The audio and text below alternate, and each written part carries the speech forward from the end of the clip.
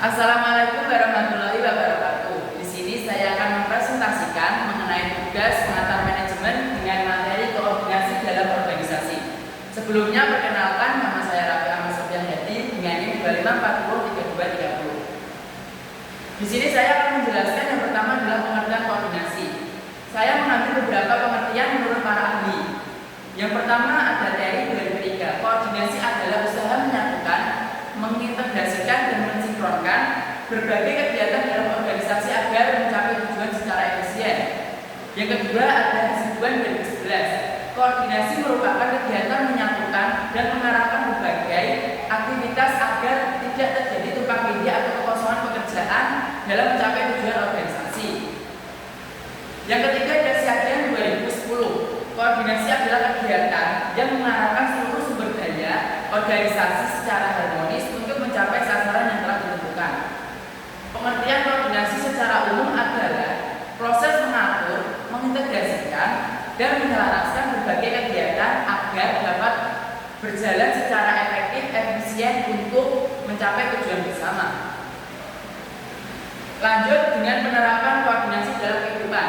Yang pertama di sekolah, koordinasi antara guru, siswa, dan pihak sekolah dalam kegiatan belajar atau acara sekolah. Yang kedua di keluarga, pembagian tugas antara anggota keluarga agar kegiatan rumah tangga berjalan lancar. Yang ketiga ada tempat kerja, koordinasi antar bagian agar pekerjaan saling mendukung.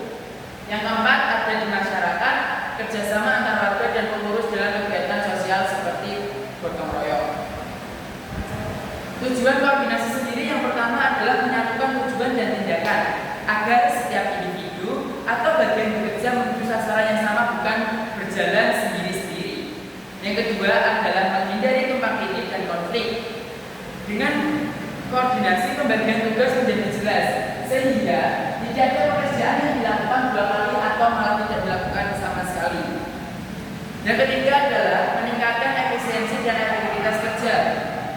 Semua kegiatan diatur agar sumber daya, waktu, dan tenaga ini digunakan sebaik mungkin. Yang keempat, membangun kerjasama yang harmonis. Koordinasi menciptakan hubungan yang baik antar individu atau antar bagian sehingga suasana kerja menjadi lebih kompak. Tujuan koordinasi yang kelima adalah memudahkan pencapaian tujuan organisasi. Karena semua unsur bekerja selaras dan saling mendukung, tujuan bersama lebih mudah tercapai. Yang terakhir, menyesuaikan perubahan dan menghadapi hambatan. Di sini saya akan melanjutkan mengenai tipe-tipe koordinasi. Sebenarnya tipe-tipe koordinasi ini ada dua, yaitu koordinasi internal dan koordinasi eksternal. Saya akan membahas tentang koordinasi internal dulu. Koordinasi internal adalah koordinasi yang dilakukan di dalam lingkungan suatu organisasi atau instansi, yaitu antara pemimpin dan bawahan. Koordinasi internal ini memiliki ciri-ciri. Yang pertama, terjadi di dalam satu organisasi atau instansi. Yang kedua, dilakukan antar bagian, bidang, atau unit kerja. Yang ketiga, bertujuan agar semua kegiatan internal berjalan selaras dan efisien. Contoh dari koordinasi internal yaitu koordinasi antar bagian keuangan, bagian pemasaran, dan bagian produksi dalam satu perusahaan. Kita membahas tentang koordinasi eksternal. Koordinasi eksternal adalah koordinasi yang dilakukan antar satu organisasi dengan organisasi lain atau pihak luar.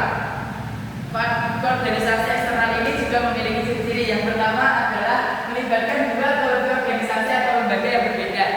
Yang kedua adalah bersifat kerjasama antar instansi. Yang ketiga, menekankan sinkronisasi kebijakan, program, atau kegiatan. Koordinasi eksternal ini juga memiliki contoh. Saya mengambil contoh yaitu Dinas Kesehatan bekerjasama dengan Dinas Pendidikan untuk program vaksinasi sekolah. Sebelumnya koordinasi vertikal, horizontal, informal, dan formal itu bagian dari dalam koordinasi internal dan eksternal. Jadi sebenarnya sama aja. Yang terakhir, saya kesimpulan dari semuanya yaitu koordinasi adalah proses menyatukan dan menyelaraskan berbagai kegiatan dalam organisasi agar semua secara teratur, efisien, dan menuju tujuan yang sama. Melalui koordinasi, setiap individu atau bagian dapat saling mendukung menghindari tumpang tindih serta menciptakan kerjasama yang harmonis. Dengan demikian, koordinasi menjadi kunci utama keberhasilan organisasi dalam mencapai tujuan bersama secara efektif dan terarah. Jadi, koordinasi sangatlah penting di era sekarang untuk mencapai tujuan yang lebih baik. Sekian presentasi dari saya, kurang lebihnya saya mohon maaf. Wassalamualaikum warahmatullahi wabarakatuh. 5 menit ya, Kak? Oh, gak sampai deh. Oh, pas 5 menit.